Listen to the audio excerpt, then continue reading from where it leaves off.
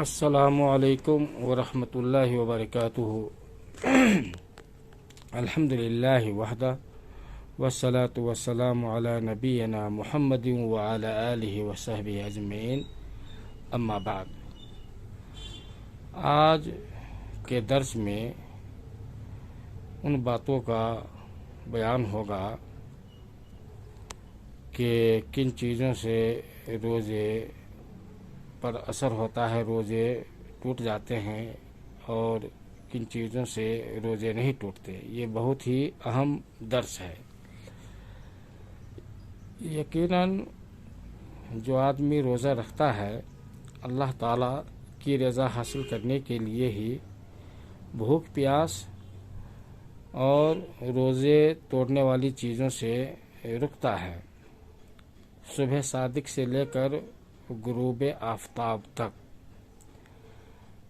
تو جن چیزوں سے روزہ ٹوٹتا ہے، سب سے پہلی چیز ہے کھانا اور پینا، جان بوجھ کر کے کھانا اور پینا، کیونکہ اللہ تعالیٰ نے قرآن مجید کے اندر فرمایا ہے وَكُلُوا وَاشْرَبُوا حَتَّى يَتَبَيَّنَ لَكُمُ الْخَيْطُ الْأَبْيَضُ مِنَ الْخَيْطِ الْأَسْوَدِ مِنَ الْفَجْرِ ثُمَّ أَتِمُّوا الصِّيَامَ إِلَى اللَّيْلِ، کہ تم کھاؤ اور پیو یہاں تک کہ تمہارے لیے سفید دھاگا کالے دھاگے سے واضح ہو جائے۔ یعنی کالے دھاگے سے مراد صبح کاذب ہے اور سفید دھاگے سے مراد صبح صادق ہے۔ تو صبح صادق تک کھاتے پیتے رہو۔ تو ضروری ہے کہ آدمی کھانے پینے سے یہ صبح صادق سے لے کر کے غروب آفتاب تک کھانے پینے اور ان تمام چیزوں سے رکے جن چیزوں سے روزہ ٹوٹتا ہے۔ لیکن جو آدمی روزے کی حالت میں بھول کر کے کھا اور پی لے تو اس سے کوئی فرق نہیں پڑتا ہے، جیسا کہ یہ متفق علیہ حدیث ہے کہ نبی کریم صلی اللہ علیہ وسلم نے فرمایا ہے من نسی وهو صائم فاکل او شرب فلیتم صومه فانما اطعمه الله وسقاه، متفق علیہ، کہ جو آدمی بحالت روزہ ہو اور وہ بھول کر کے کھا لیا یا پی لیا تو اپنے روزے کو پورا کرے، توڑے نہیں، کیونکہ اللہ تعالیٰ نے اسے کھلایا اور پلایا ہے۔ روزے ہر اس چیز سے ٹوٹ جاتا ہے جو پیٹ کے اندر جاتا ہے، چاہے منہ کے ذریعے ہو، منہ کے راستے سے ہو یا ناک کے راستے سے ہو، چاہے کھانا ہو یا کوئی اور چیز۔ لیکن اگر ناک اور منہ کے علاوہ کے راستے سے اگر پیٹ کے اندر ڈالا جا رہا ہے تو اس سے بھی روزہ ٹوٹے گا۔ جو کھانے کا کام کرتا ہے، جیسے یہ وٹامن والے انجیکشن یا کھانے پینے کے قائم مقام جو چیز ہے، وہ چاہے وہ ناک یا منہ سے ڈالا جائے یا جسم کے کسی حصے سے، اسے روزہ ٹوٹ جائے گا۔ اسی طریقے سے یہ ٹیکا والا انجیکشن وغیرہ سے یہ روزہ نہیں ٹوٹے گا، چونکہ اس سے یہ کھانے کے طور پہ یہ نہیں لیا جاتا، اور نہ انسولین وغیرہ کے انجیکشن سے یہ ہوگا، چونکہ یہ کھانے کے قائم مقام میں یہ انجیکشن نہیں ہے۔ اس طریقے سے آنکھ میں جو قطرے لیے جاتے ہیں تو اس سے بھی روزے نہیں ٹوٹے گا. اور اسی طریقے سے وہ دوائی جو ملہم کی شکل میں ہو، جو آنکھ میں یا ناک میں لیا جائے تو اس سے روزے نہیں ٹوٹتا ہے، چاہے حلق تک اس کا اثر محسوس ہو، اور اس سے روزہ بہرکیف نہیں ٹوٹتا ہے. اس طریقے سے یہ ٹوتھ پیسٹ وغیرہ سے بھی روزہ نہیں ٹوٹتا ہے. اور یہ گرگرہ کرتے وقت اگر پانی بغیر اپنے اختیار کے ایسے ہی کچھ چلا جائے تو اس سے بھی روزہ نہیں ٹوٹے گا. قصداً اگر وہ پانی پی لے تو روزہ ٹوٹتا ہے، لیکن گرگرہ کرتے ہوئے چلا جائے تو اس سے روزہ نہیں ٹوٹتا ہے. دوسری وہ چیز جس سے روزہ ٹوٹتا ہے وہ حجامت ہے، پچھنا لگانے جسے کہتے ہیں، کیونکہ نبی کریم صلی اللہ علیہ وسلم نے فرمایا ہے افطر الحاجم والمحجوم، کہ جس نے پچھنا لگایا اور جس نے پچھنا لگوایا دونوں نے افطار کر لیا، دونوں نے روزہ اپنا توڑ لیا. اس طریقے سے یہ بلڈ کسی کو دینا تبرعاً ڈونیشن جیسے ہوتا ہے، تو بلڈ دینے سے بھی تبرع کے طور پہ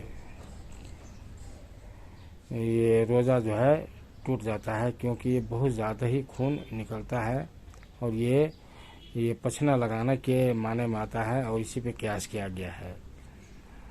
اور اگر جسم سے چاہے ناک ہو یا کسی حصے سے خون بغیر قصد کے وہ نکلے، تو چاہے زیادہ نکلے یا کم، اس سے روزہ نہیں ٹوٹتا ہے. جیسے شیشہ سے کٹ جائے یا چاقو سے کٹ جائے یا نخشیر وغیرہ، تو اس سے روزہ نہیں ٹوٹتا ہے، کیونکہ اپنے اختیار میں یہ چیز نہیں ہے، اور اللہ نے فرمایا ہے لا یکلف اللہ نفسا الا وسعها. اور اسی طریقے سے اگر آدمی خون لیبارٹری میں دیتا ہے جانچ کے لیے تو اسے روزہ نہیں ٹوٹتا ہے، کیونکہ یہ بہت ہی کم خون نکالا جاتا ہے. اور جس سے روزہ ٹوٹتا ہے جیسے یہ کڈنی صفائی، تو اس سے روزہ ٹوٹ جاتا ہے. کڈنی کی جو ہے وہ دھوائی جو ہوتی ہے، کڈنی صاف کی جاتی ہے، تو اس سے روزہ ٹوٹ جاتا ہے. اور اسی طریقے سے جمع بیوی سے روزے کی حالت میں اگر ملا تو اس سے روزہ ٹوٹ جاتا ہے، اور وہ اس کے اوپر کفارہ بھی ہے، چاہے جمع کرتے ہوئے منی کا انزال، منی وہ نکلا ہو یا نہیں نکلا ہو، بہرکیف روزہ ٹوٹ جاتا ہے. اور اگر جس نے ایسے رمضان کے مہینے میں دن میں ایسا کیا ہے تو اس کے اوپر توبہ کے ساتھ قضا اور کفارہ بھی ہے، کیونکہ اس نے بحالت روزہ دن کے اندر ایسا کام کیا ہے. اور کفارہ یہ ہے کہ آدمی مسلسل 2 مہینے کا روزہ رکھے، اور اگر اس کی طاقت نہیں ہے تو 60 مسکین کا کھانا کھلائے، اور یا نہیں تو غلام آزاد کرے. تو ہمارے یہاں غلام آزاد کرنے کا رواج نہیں ہے، لیکن 2 مہینے کا مسلسل روزہ رکھے، اور اگر استطاعت نہیں ہے تو 60 مسکین کا کھانا کھلائے. تو یہ اس طریقے سے روزہ کی حالت میں آدمی جمع نہ کرے.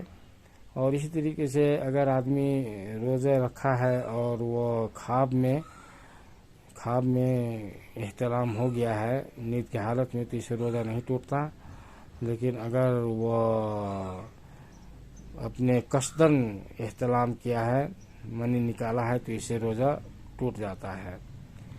اسی طریقے سے چوتھی چیز جس سے روزہ ٹوٹتا ہے وہ قصداً قے کرنا، یعنی معدے میں پیٹ میں جو کچھ ہے وہ انگلی کر کے ہو یا کوئی اور حرکت کر کے ज़बरदस्ती तय करना, इससे रोज़ा टूट जाता है। और इसी तरीके से पांचवी चीज़ कि हैज और नफास के खून निकलने से भी रोज़ा टूट जाता है।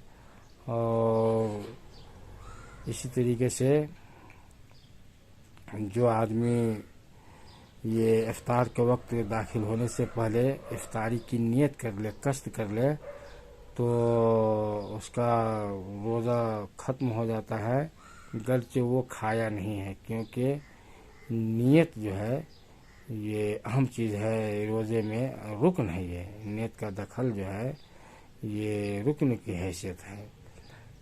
उसने जिस वक़्त भी इफ्तार की नियत की तो उस वक़्त उसका रोज़ा टूट जाता है। और सातवीं चीज़ जिससे रोज़ा टूट जाता है वो है